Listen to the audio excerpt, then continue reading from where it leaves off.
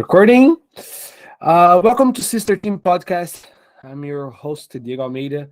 I'm here for Ron Garney. It's a black belt. It's a pleasure to have you here, my friend. It's a How's your pleasure day been? here, man. That's awesome. How's your day been? Been a It, good day? it it's reached the peak of greatness now that I'm on here with you. Did, All right, okay. A little bit of a review. I'm going to just introduce yourself here for the viewers, right? Ron, it's an illustrator, a storyteller. He's everything you can possibly imagine. From quite a few incredible hook. Silver Surfer, X-Men. Berserker. He's one of the common reverse right there. And you can tell I don't know much about anime and things like that. I know a little bit about jiu-jitsu and a little bit about business, so the rest of this is with you, man. I'm so happy to have you here. I've been following your journey for a little bit. I've been having you on Instagram and things like that, so I reached out to you to you come to the podcast with us. I think it would be awesome. You share a little bit of your knowledge to us, and of course, once again, thank you so much for your time. Okay. Right off the bat, I would just like to ask you, like, how do you become a very interesting about art? Because I love art. I like to open my magic eye. I normally call like about artists, because art can be a simple point in, a lot of people have a different point of view. But I just would like to know how you explore that, how you like, oh, I like this, this art is my life. Hmm. Well, it started very young. I was teeny tiny, and I just sat down in a room and started drawing. Somebody showed me how to draw a picture of Bugs Bunny. Do you know who Bugs Bunny is? Like just the little head and Yeah, so I uh just showed me how to, I think it might have been my aunt or someone showed me how to draw a picture. I was like 2 or 3 years old. And I remember the day I first drew Bugs Bunny. I remember it like it was yesterday, believe it or not. And then I just never stopped. I think part of it was because I got, I got positive feedback from the people. Oh my God, that's so great. When you're little, you want positive feedback on things you do. And that was the first thing I started doing, where I was getting all kinds of attention for it. But I also could do it, so I showed a little bit of a talent for it right away. And I just really never stopped. I kind of just kept doing it and doing it and doing it. And well, you know, I ended up going to college for it and everything else. So yeah, it's a good way to express yourself. I don't think yeah. I wasn't a very talkative child. Okay. I was always drawing and things, and so that's really more internal. And then it would just be Internal battle. Okay. Okay. uh, That's awesome. That's really awesome, because I like I said, I love art, and I appreciate every kind of type of art. I think what we involved with jujitsu is art. You have to use your imagination. You are like be able to be moving things like that. But I when I first saw, like, wow, this thing is crazy. Because everybody just see the big picture. Everything pretty, but I know, like, behind the scenes, and making every single step is pretty hard. So it's a lot of work. I mean, I always tell, not to interrupt, but I always tell young people who ask me, say they want to get into it and what should I expect, and I say expect it to be hard work. It's not easy work. It's not like you just sit down and draw and they pay you for it and yay, everybody's happy. It takes a lot of commitment and dedication to do what I do. I mean, you can do mhm. single illustrations and try to sell those as commercial art. But as far as what I do in illustrating entire books, it's a huge commitment in time. Okay. And yeah. Ok- So let me ask you this: how did you start? Because you're a black belt in jiu-jitsu, right? Under Professor Formiga. Yeah. I just would like to know, like, Hey, how. Amiga.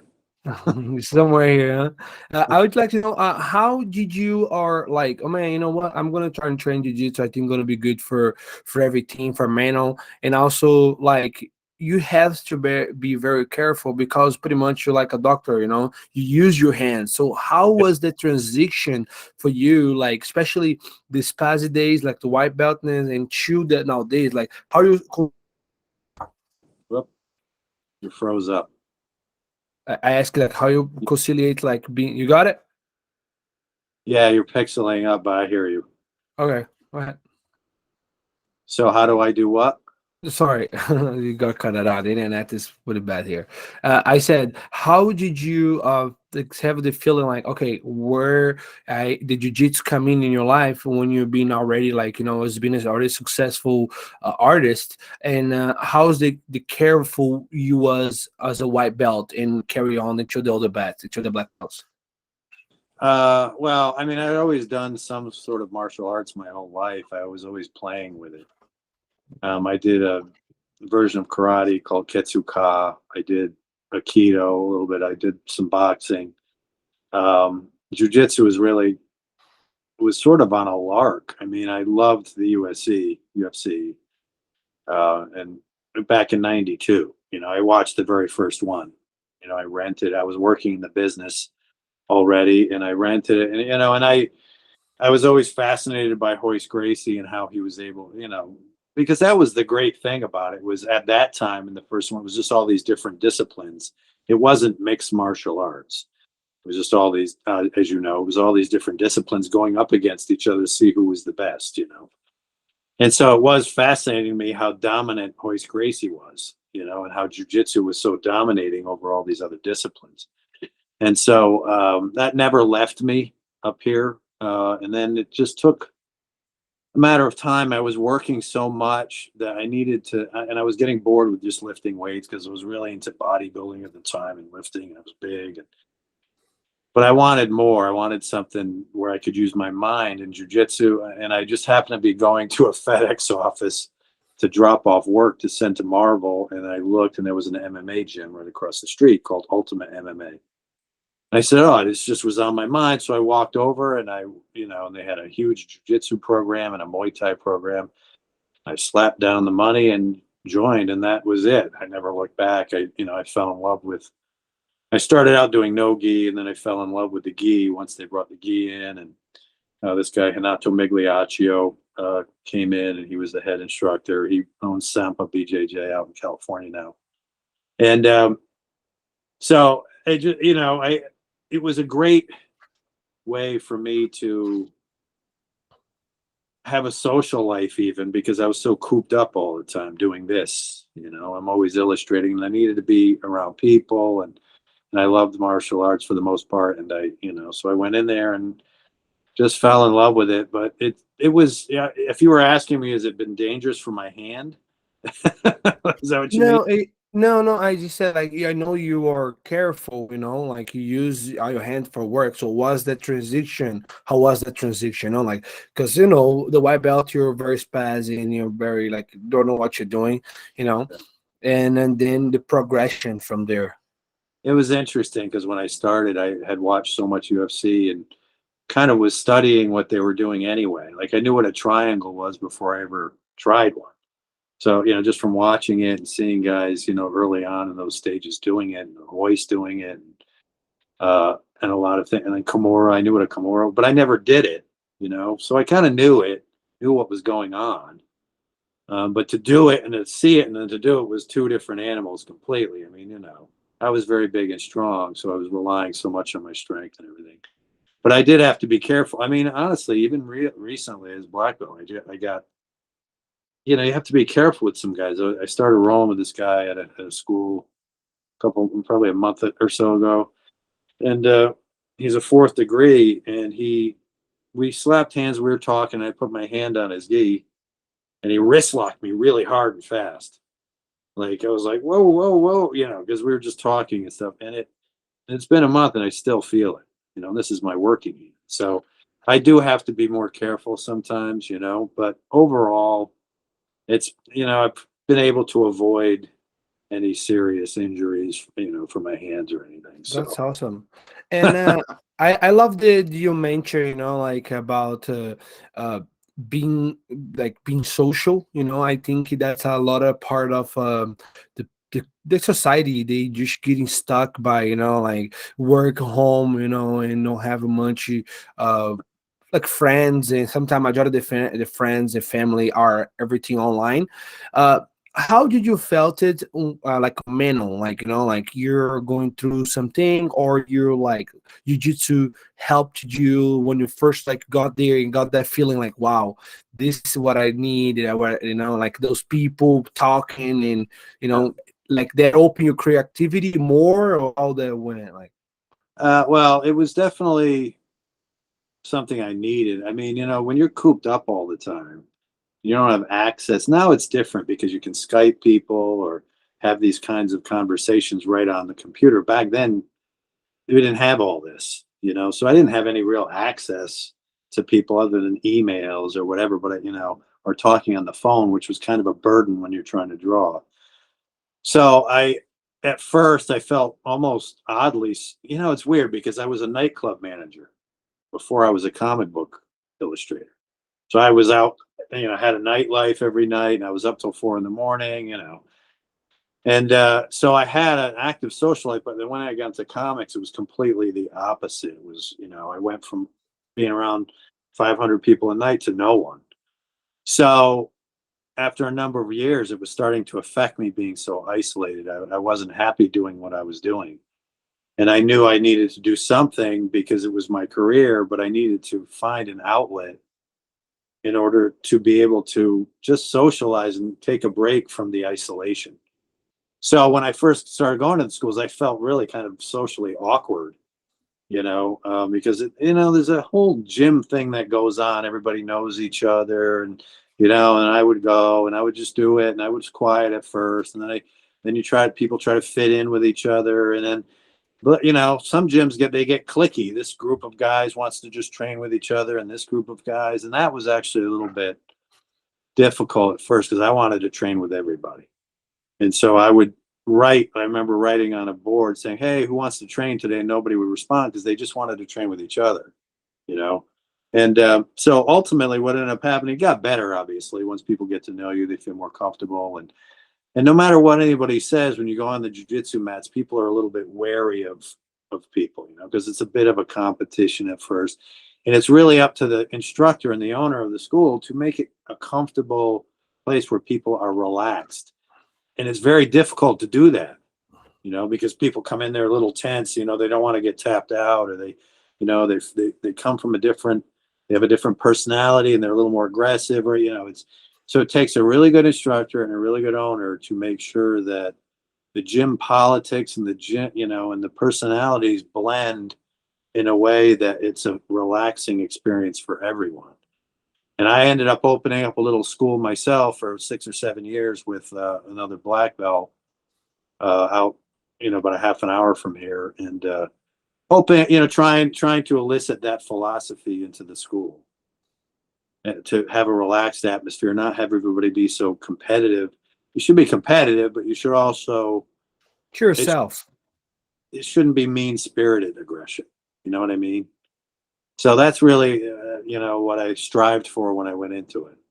Okay, so how you should have that school? You should have No, it. me and we wrapped it up. We actually turned it over to one of the students. He opened it for a few years, and then COVID happened, and it just destroyed it because they couldn't afford. Everything went belly up. A lot of schools went under, and this one did. Oh, Uh, that's sad. but I couldn't do both. I had my career, and this is a very time consuming career.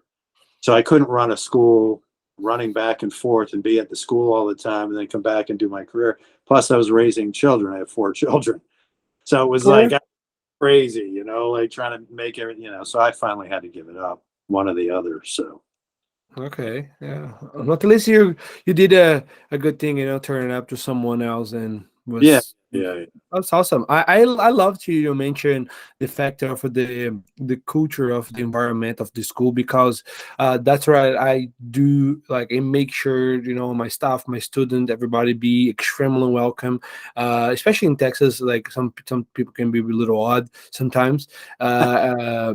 Because because of just the fact of like you said, it's not a little bit of a ego, but the people don't know what to expect, so Yeah. they showed up like, okay, I'm gonna train, but like how it is, like how I'm gonna do the warm up, I don't know if I can do warm up, and the person like self-doubts all the time, like already doubt on themselves like a lot, and then we go, did you apply a lot of like technique, meaning of uh like what you learn from jiu-jitsu to your professional career, like some Mm, thoughts or something you heard before and you got the code to you? Do you ever did that or? well, jujitsu teaches, through its discipline, it teaches a lot of basic lessons about life on how to simplify your life in a way. If you apply the philosophy of jujitsu to life, you can learn a lot. Jujitsu can be a game of inches, one little movement here or there, kind of like golf. A little movement one way or the other makes a huge difference. And jujitsu forces you to be very in the moment.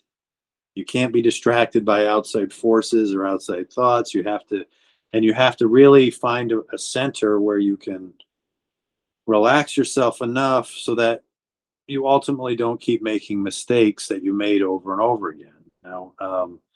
And that sort of applies in life, but it also has applied in my work.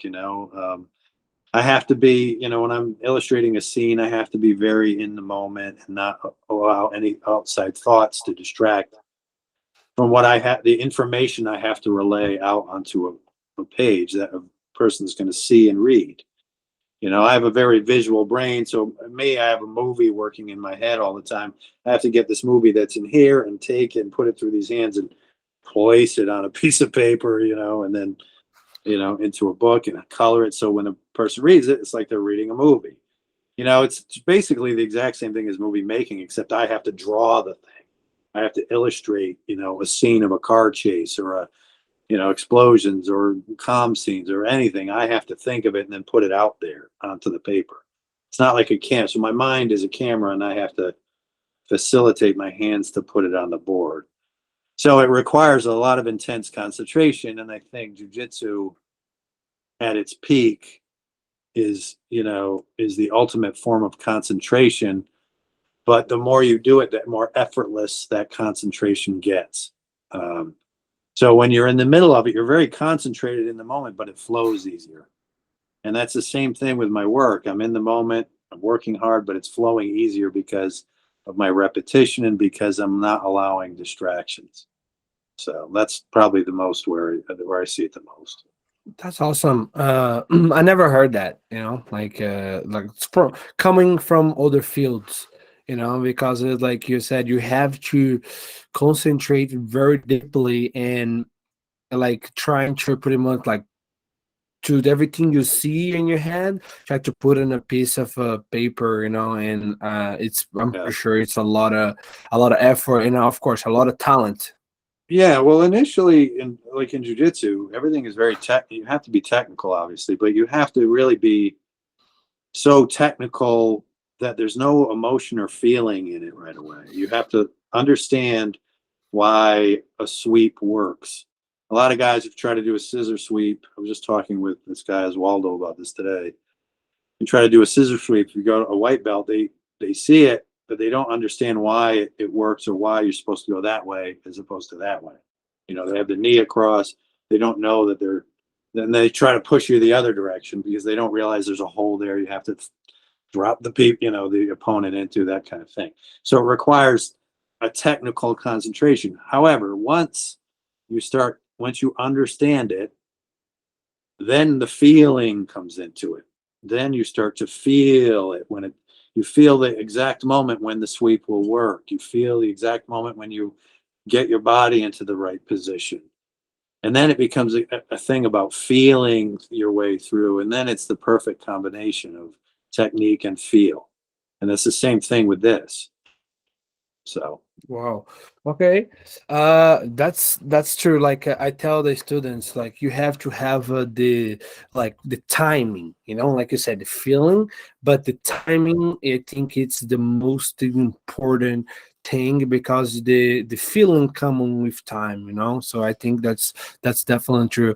Let me I'm pretty sure you have heard you have answered that question so many times, but for our listeners today, what's your first deal? Was with who and when? Like, oh, was with uh Incredible Hulk, Spider-Man, and can you tell us a little bit about like your first time being as a professional in Yeah, that's it.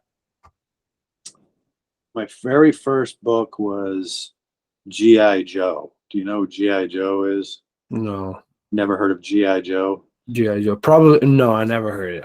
It's a real American hero. They coined it as, it was a group of military guys in the military with guns, and they went on these missions and stuff. And they're very very creative characters in it. So that was the first book I had done, and I mean I had tried to get into Marvel for a while, but then I met somebody around in my area who brought me in, and then I had all these offers on my answer machine by the time I got home. So GI Joe was the first book that I agreed to do, that they asked me to do with Marvel. And so I Uh, did that. And it was crazy because it was a lot of work, because there was a company called Hasbro who had all the action figures, like the little cars and the action figures. And so I had to make everything completely detailed and exact to the figures because of the licenses that they had between the two companies. So that was a lot of work. Excuse me. That was a lot of work. And but once it was done and I had the copy in my hand, it was an incredible experience to walk around and show people. I was walking around town. I remember in New Haven, Connecticut here. I went to a couple of clubs because I used to be a nightclub manager and I knew everybody. I was like, look at my book, and had my name on the cover. And so it was really pretty wild, and that was the start of all of it. That was what, 35 years ago. It's wow. Older amazing. than me. Older than you Yeah. weren't a I long time wasn't ago. born. Yeah, I wasn't born yet. That's awesome. And so back then, about 10 years ago, you used to train, or no? You started training after that, right? I started in 2005, I think it was.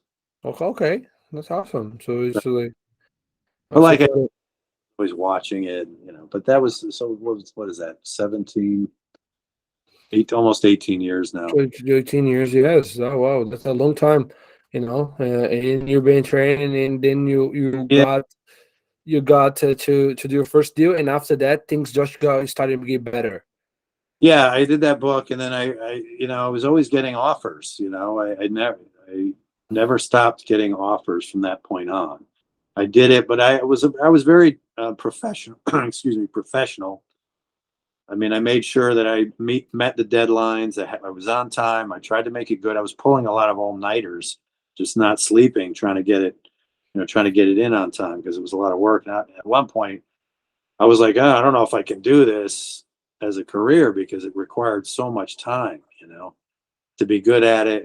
But I at the same token, I was like, well, what am I, crazy? This is an opportunity. So I need to just turn all that off and just stay with it.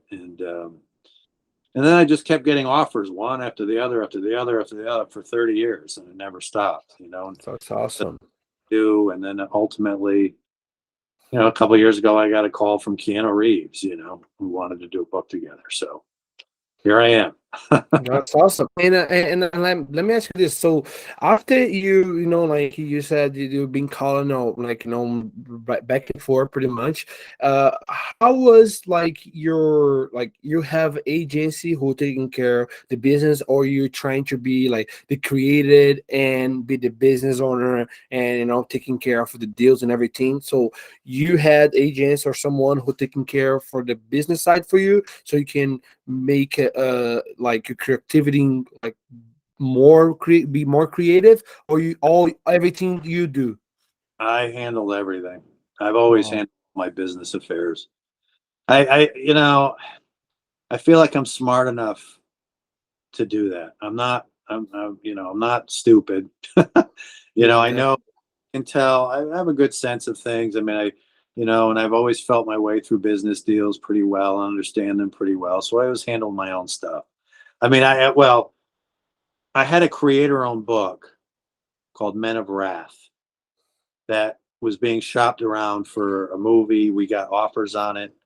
It was going to be made by Paramount, but then Yellowstone happened, and so our project got shelved. But I had an agent shopping that around for me and the writer, and I also had a lawyer handling. And I've had a lawyer handle a couple of my business things, but overall, I've always handled my own It's contract. good to have a lawyer, just to Yeah, be safe. I do as well, the same thing. yeah, Just to be safe and things like that. So you said you have 4 kids, right. right? And they all you can already you see what's the age? Uh, 22, well, almost 23, 15, 13, and 7. Wow, 7 years old. I have a 9 months old, and she's sometimes drive me crazy too.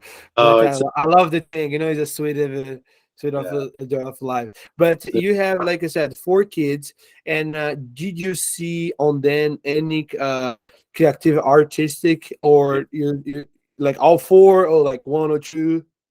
All 4 of them are creative. My wife is an artist as well.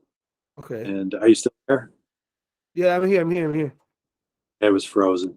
Um, yeah, my wife is an artist as well, and the kids all got that DNA. Uh, my son's a great drawer. He draws. My All my kids. My middle daughter, Ireland, she's more of an athlete, but even she's good at art. They're all good at it, just naturally. So I'm not surprised, really. You pass that kind of thing on, and especially because when they're young, they just see what you do. You know, Yeah, I have no doubt that your kids will be into jujitsu. Like, Formiga's son will be doing it, and they follow in our footsteps. They just absorb what they see around them all the time. So my kids definitely do that. My son's into music as well. They've all, my eldest daughter and my son have done jujitsu. My youngest two didn't, but yeah. So they definitely have it in them for sure. What about your kids? They're little. man, I said this in a previous podcast. I think she would do it because it's like if she live in my house, it's mandatory.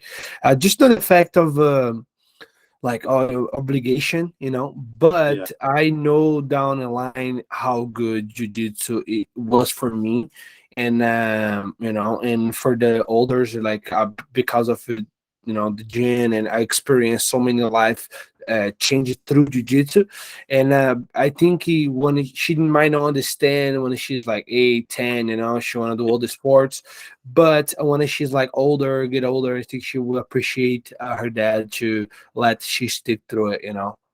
yeah. I think that's the one thing takeaway I have is I look at my son, and if I were my son, I'd want a father who was a black belt.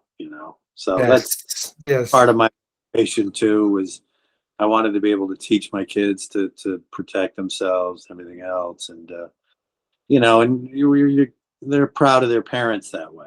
That they have something to look up to. So, how did you come up with the name Seeds? By the way, that's a So great name. yeah, that's so seeds. We was gonna be a atmosphere of jiu-jitsu. We thought, like, when we created the brand, we thought like atmosphere. Like, we have a good atmosphere, and jiu-jitsu always have a good environment. But I can barely pronounce that name. And it's harder for me as an immigrant. Like, oh, sometimes I have to stick my tongue several times outside. And so we sit down, and we just like, man, what about seeds? Like, like, because you to be able to grow, to have a little bit seeds. And we just like, oh, I don't know. And so we're gonna put seed 61 because it's the zip code area for our town in Brazil. And so it was super weird, like 666, like seeds 13. Seed 61. I was like, man, that's too much. I Well, it think. can't be 3 6s because that would be bad luck. Yeah, that's right. Six So six. Oh, yeah. So then we just like, we were reading the Bible, and actually, RC Honiel said, "Man, what about like read Matthew 13?" And I was like, "Well, what about it?" And then we saw the parable, like the guy have the seeds and in his Right. bucket, and went and look behind, it was all the trees was big and things like that. I was like, okay. So then we became like Seeds 13, and I think it's a easier name for everybody to remember, and also like the logo was super easy. Hold on one second. You're good. Come here. There we go. This is the younger one. This is Hello. he's a jiu-jitsu black belt champion. You don't train yet? She tried. We were playing on last night. I was telling her to pass my guard and stuff. It's real You need to feisty. choke your dad. You need to choke your dad, okay? Okay, I'm on an interview. Go eat some snacks. Bye, sweetie. Glad you're home. Did you just got home from school? Yeah. I'm pretty sure she's glad to be home, huh? Yeah. Ron, let me ask you another question here. I've been seeing your Instagram, and like you said, you've been to share a little bit of your journey on there, and also up here with me. I have like curious. How was your childhood like? You said like you started to draw. You were very very small, very child, like 3 4 years old.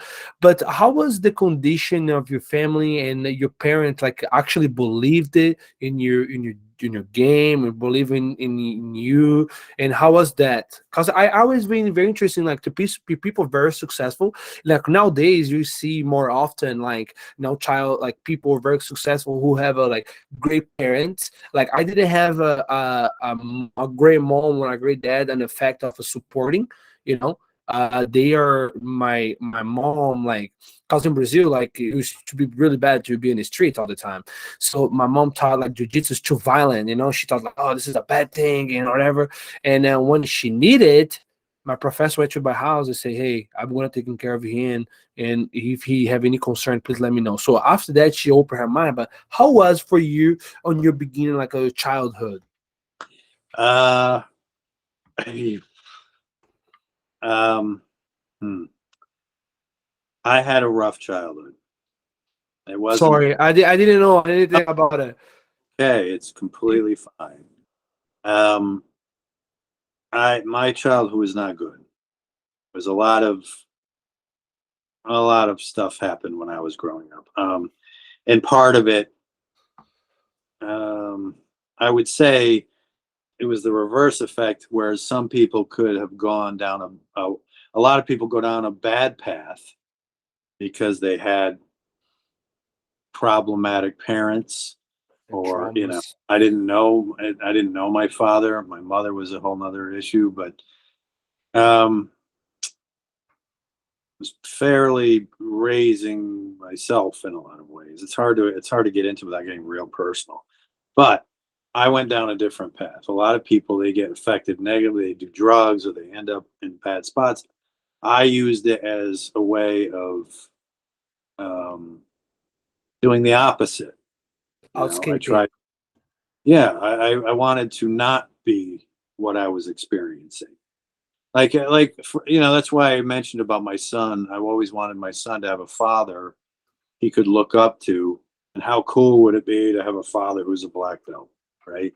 That's because I didn't have someone in my life who I had to learn life's lessons on my own. All right, and I learned them very well. A lot of hardcore lessons, and so I could either be a victim and play a victim and then act like a victim, or I could use those things to move forward in life and succeed at things where most people probably wouldn't expect. Um, it gave me motivation and ambition. Like you said, escape. Yeah, I guess so. I guess you could look at it as an escape, but I don't. I never really thought about it till I was older. You just are who you are. And you know, at some point in life, we all look back at ourselves and look back at the decisions we make and our behavior and then we have to figure out if it was a negative behavior, we have to figure out why did we do that? Why did we do that negative behavior? And so then you go back even further and try to pinpoint what caused you to make a bad decision later. And then once you get in touch with that side of yourself and understand where it's coming from, you don't need to let it control your destiny anymore. A lot of people let what happened to them in life control their destiny and think they can't escape it. And they become victims for their entire life, or they get told that they're victims, and they're not victims. You have an ability to handle your life, but it takes being responsible and self-awareness and taking responsibility for your life, because nobody else, no matter what happens, people do things to you, or things happen to you. Those are beyond your control when you're little, because you didn't have the proper protectors, you didn't have the proper people guiding you to show you the right way. So you kind of learn on your own, but then you make your mistakes. You have to own your mistakes. You have to take responsibility for the things you do, the things you say, how you treat other people, the path you make. You're always standing at a crossroads. I can take this road or that road. Well, once you're on that road, you have to own the decisions you make along that road. Okay. Then you don't have to let anything that happened to you in your life control anything in your future. You are in control of yourself. And so that was just the way I approached everything.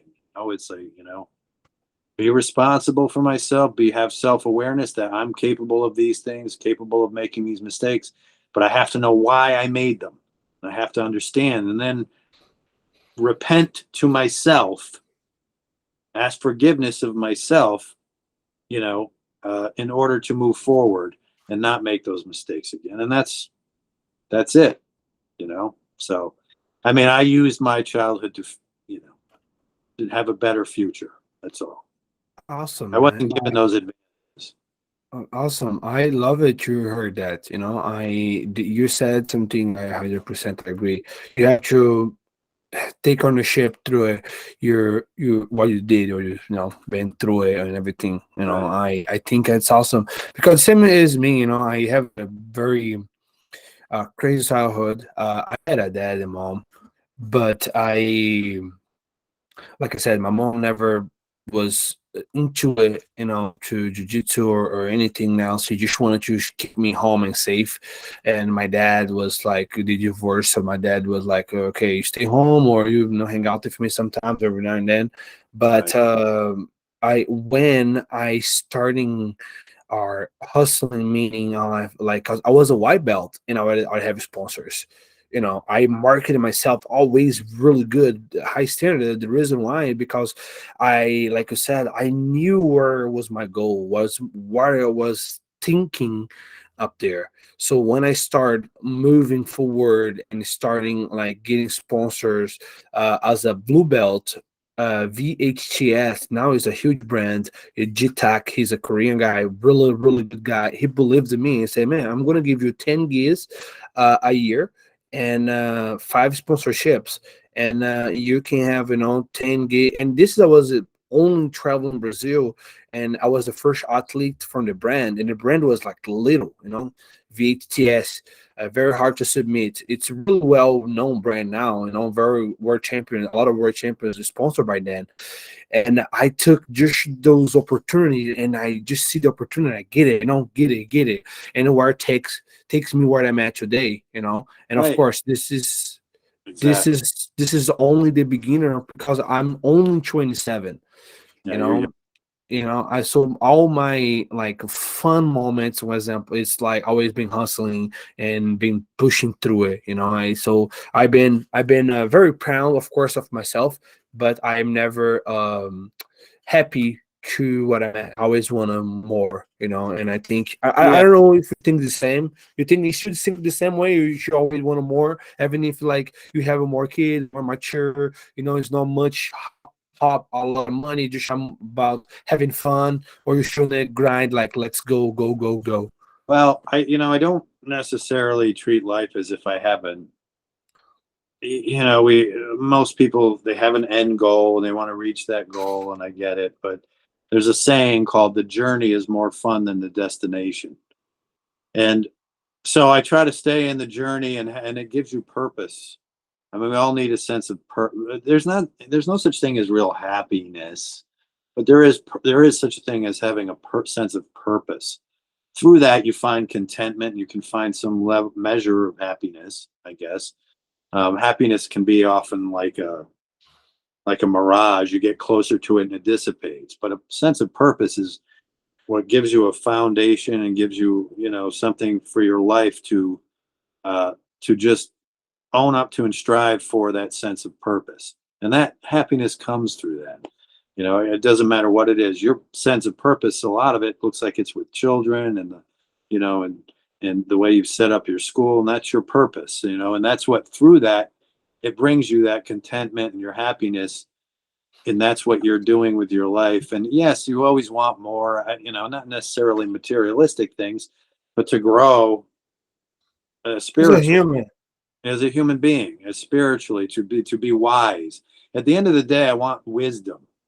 You know, you have to give up a lot of the vices and the things of youth through the things you learn in order to gain wisdom.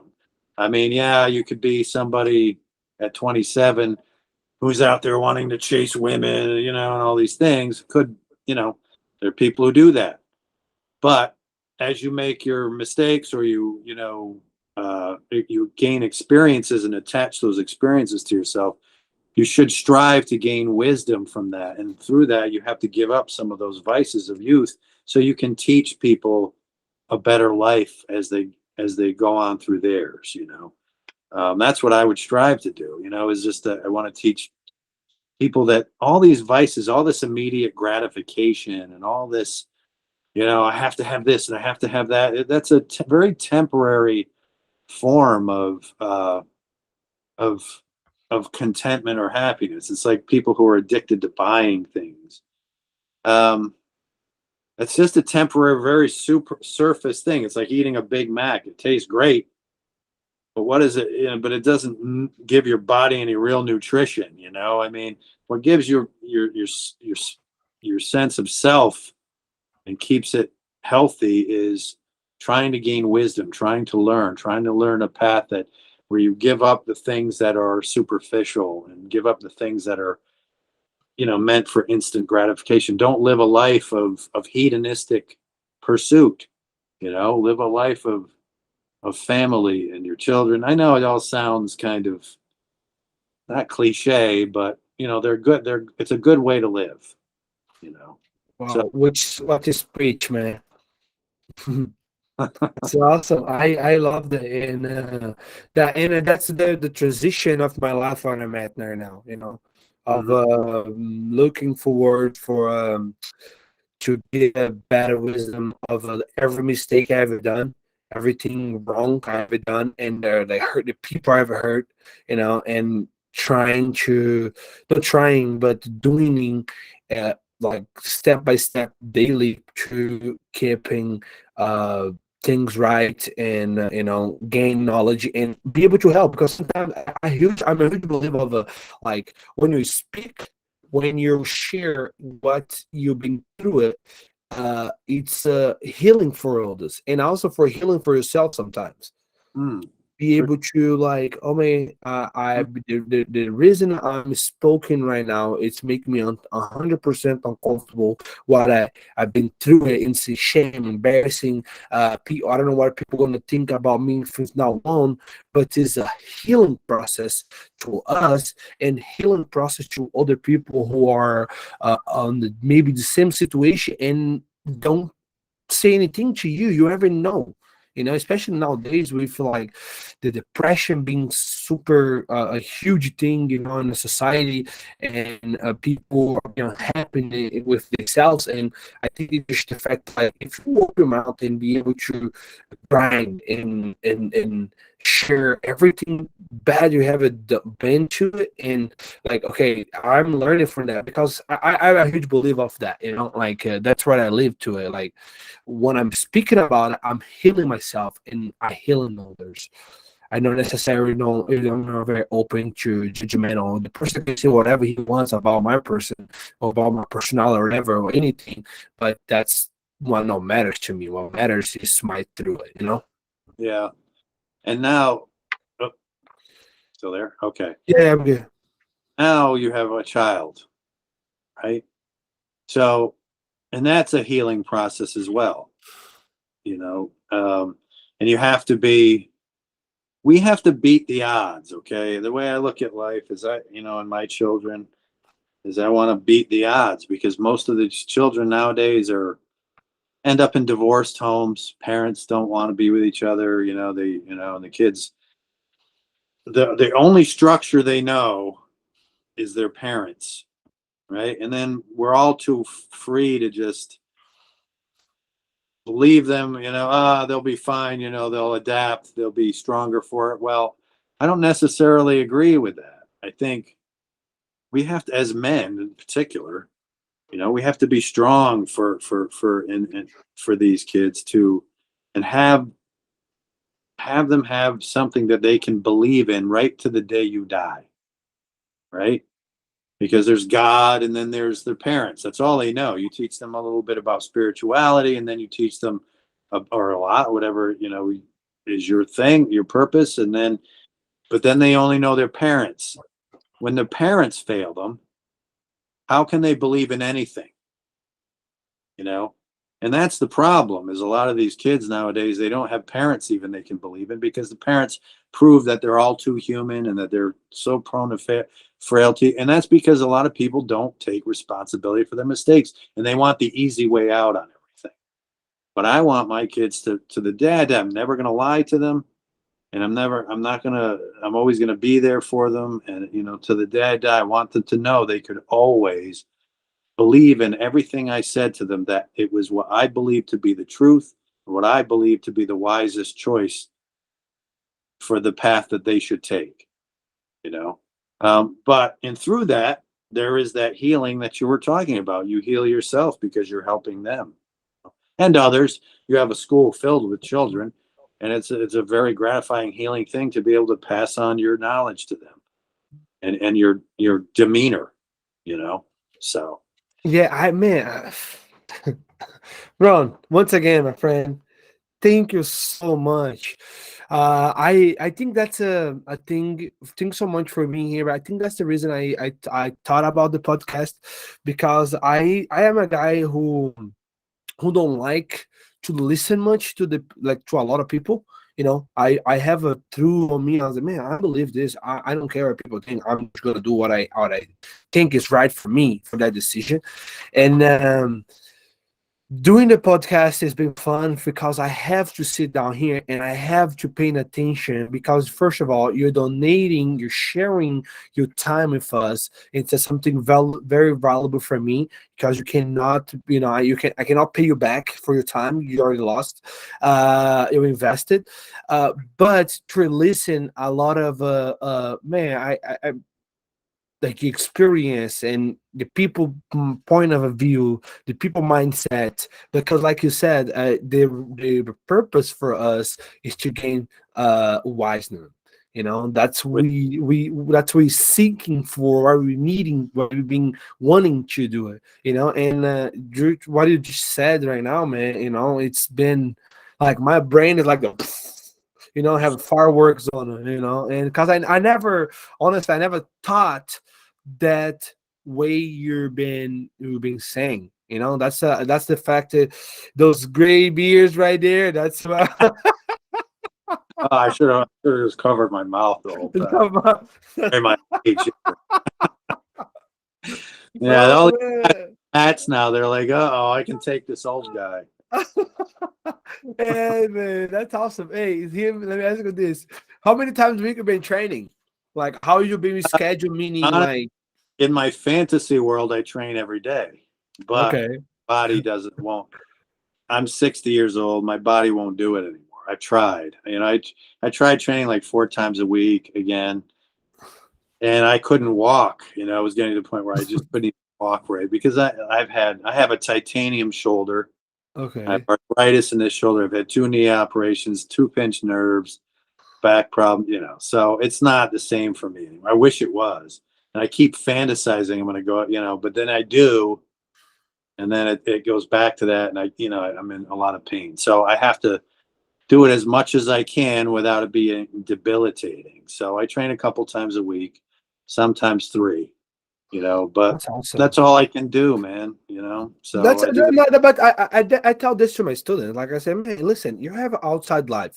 Being in the gym, of course, you love it. You enjoy, like first to be around the people, to rent, to train, to sweat, but you have to be honest and to yourself, because it's like, man, I can train every day, but I can't just come in, like, I'm sorry about the language, but just bullshitting, just like faking it to yourself, just feeding ego turned yourself, Yeah, and you're not gonna gain anything from that.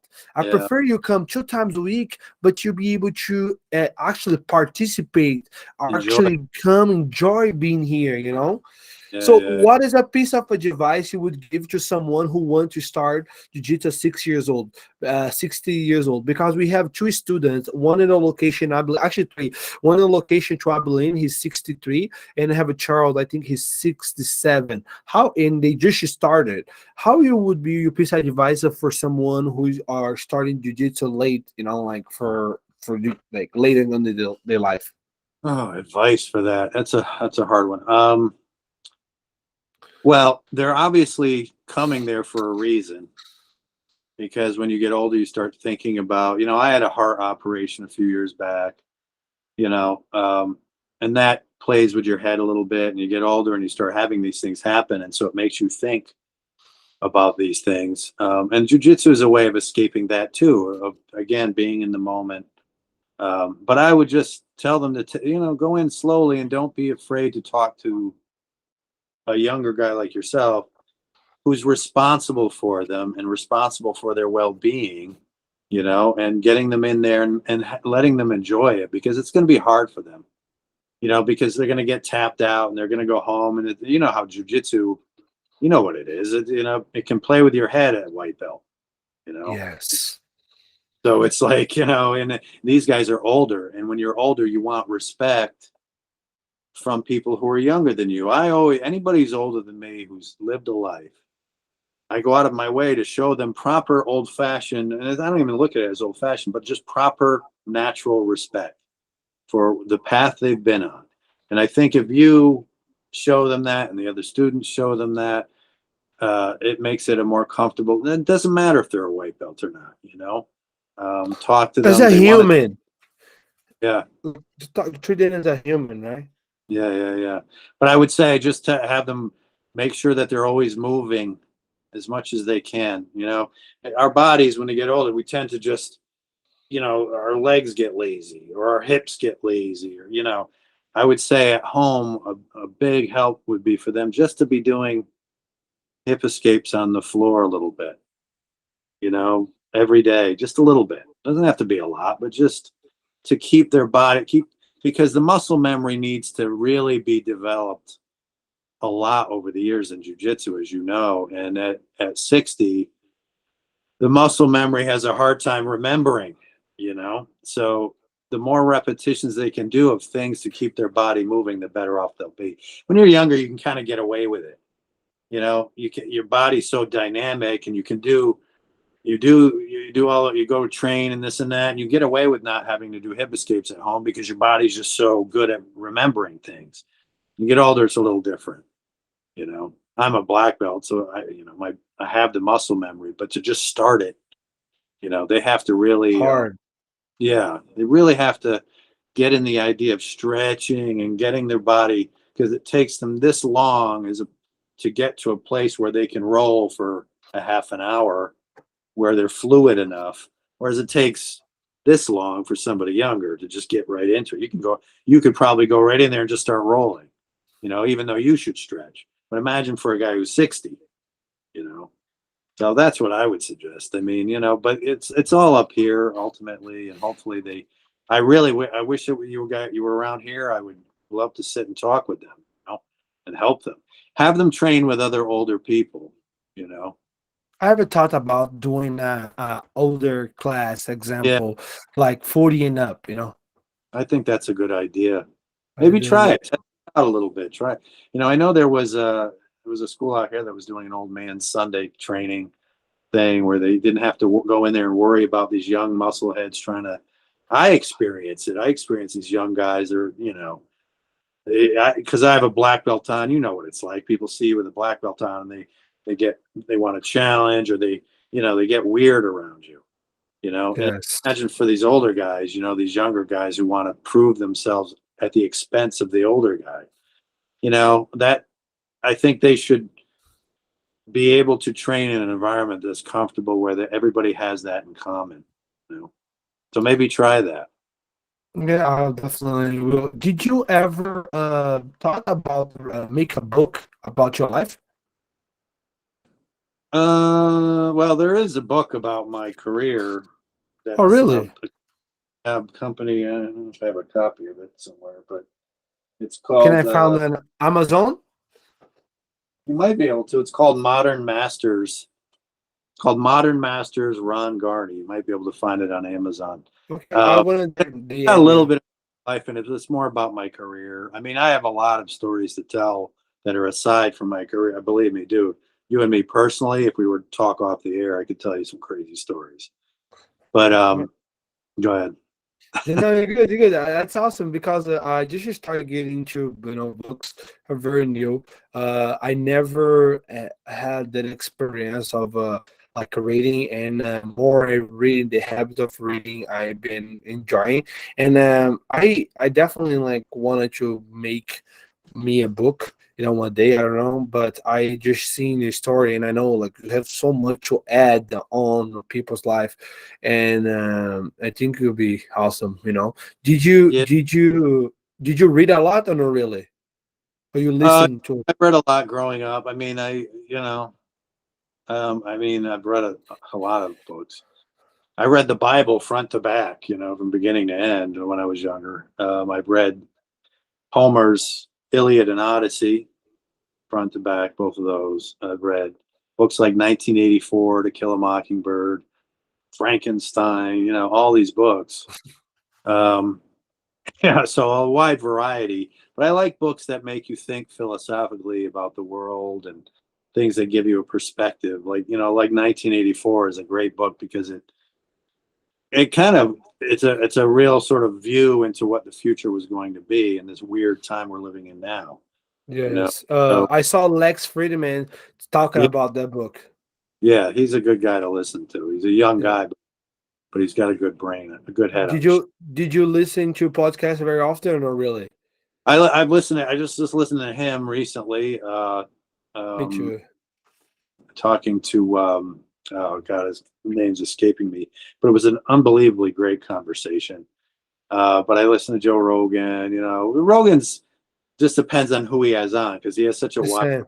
variety of guys. Where Lex Friedman has a wide variety, but he kind of sticks to more philosophical guys who are very knowledgeable, writers and things like that.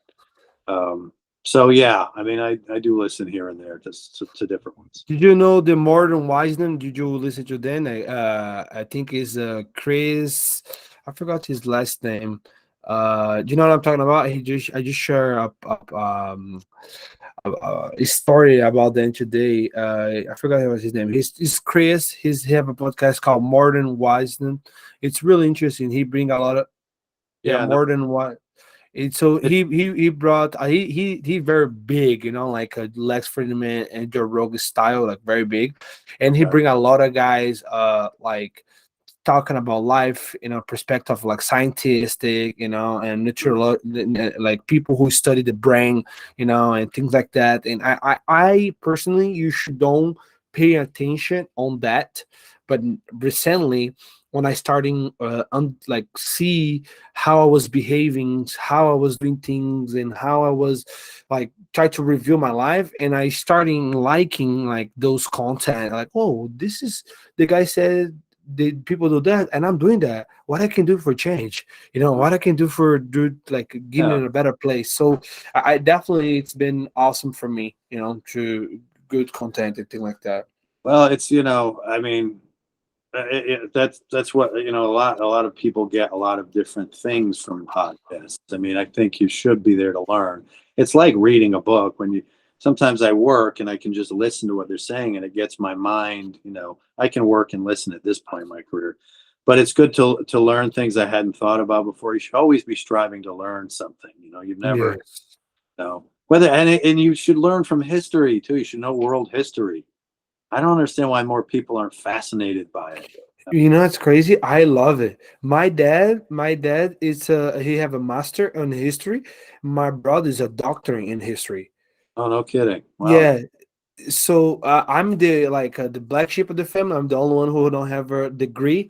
My mom and everybody. I have a degree of my black belt. Man, it took me so long to get it. But I love history. My wife, she likes a little bit too. Sometimes we talk about things, and but I'm fascinating with history. I think because of Brazil is very rich on history.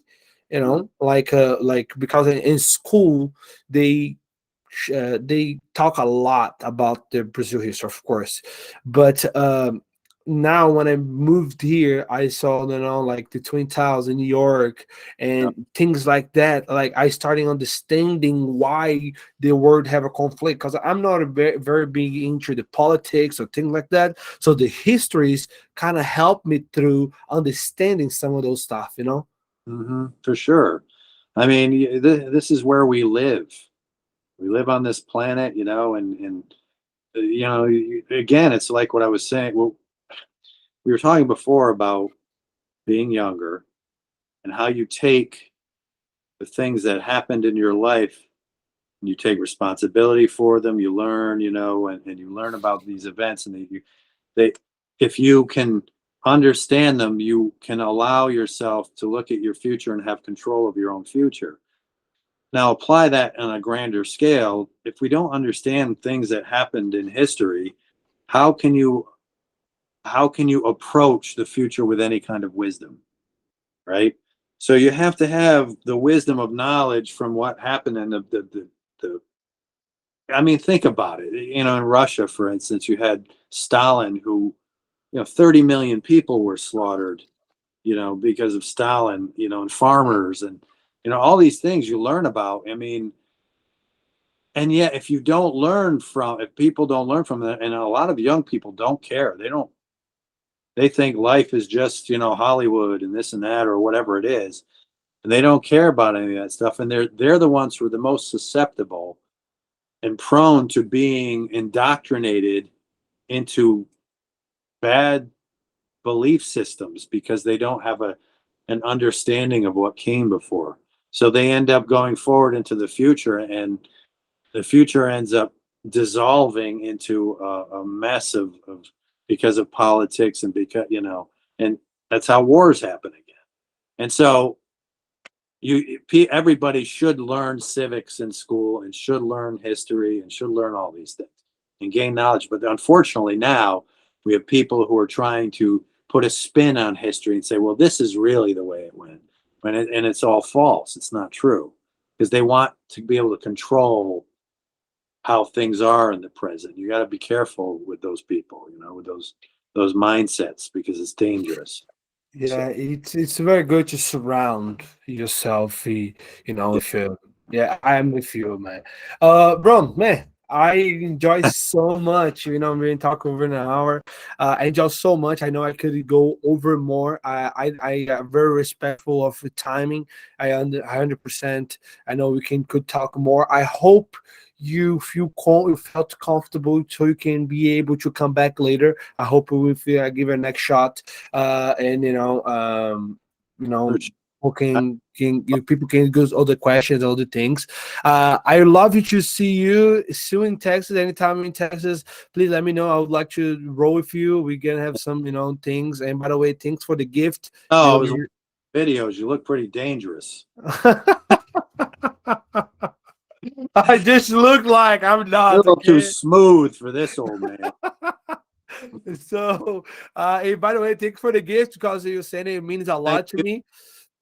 You know, Thank you for the I gift. I believe it. I believe it's a little, you know, like means a lot for me. And if anyone wanted to follow you on social media, excuse me, anybody on social media, can you tell us like where to find you, and if anyone, anybody can share anything with you, where the people to reach out to you? Yeah, probably Instagram is the best because I share my art and my jujitsu journey there the most. So that's Ron Garney Art on Instagram. Ron Garney Art, one word. I'm on Twitter, but I Twitter to me is like a cesspool of hatred. So I kind of stay off of Twitter for the most part, you know. But I'm there too. But I'm also on Facebook. So you could always try to reach me there. I get a lot of emails, you know, because of my career and everything. So it might be a while before I'm able to answer them back, but I try to get back to everybody as best I can. So Okay, thank you. And let me ask you one last question. I promise you, it's not a lot. What's next to Ron Garney? that's a good question. You know, I just finished up Berserker with Keanu Reeves, and that's going to be a movie on Netflix, and then there's going to be an animated series based on that. And I'm supposed to do one more book based on Berserker. Then after that, I have ideas that I want to get made for myself, for my own possible series or movie that I'm going to approach the company I'm working with now. But I have to get it all organized first. So we'll see. We'll see what's going to happen. Okay. Man, thank you so much once again. And I'm very excited. So I'm pretty sure you're gonna be posting about Berserk. I'm gonna be excited to watch, even if I'm not a big animated fan, but I've just should the privilege to know you and know that you are in a way to express. I would love to watch that. Okay. No, Thank you so much. Have a wonderful day. God bless you, sir. you too. Take care, man. You too. Bye bye.